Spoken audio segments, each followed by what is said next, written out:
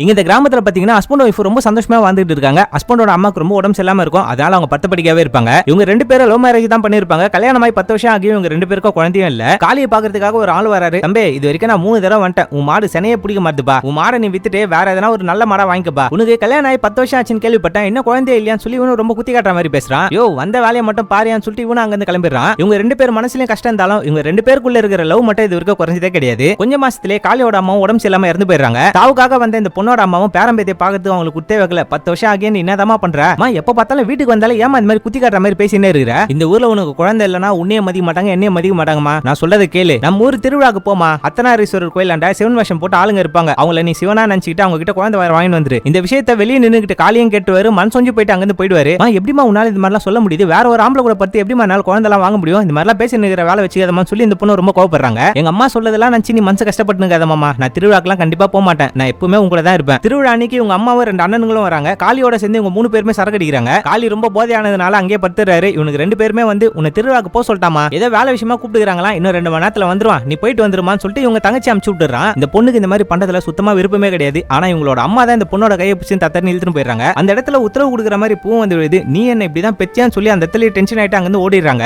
காளி வீட்டுக்கு வந்து பார்த்தா பொண்டாட்டி திருவிழா போயிட்டு இருக்கிறா போலன்னு சொல்லி ரொம்ப மனசொஞ்சு போயிடறான். அதனால தற்கொலை பண்ணிக்கிறதுக்காக முயற்சி பண்றான். அந்த பொண்ணு கரெக்டா அதே நேரத்துல வீட்டுக்கும் போறாங்க. என்ன போய் இப்படி சந்தேகப்பட்டு இருக்கியாடான்னு சொல்லி அந்த பொண்ணு ரொம்ப மனசொஞ்சு அழுகுறாங்க. அப்படியே இந்த படத்தையும் முடிக்கிறாங்க.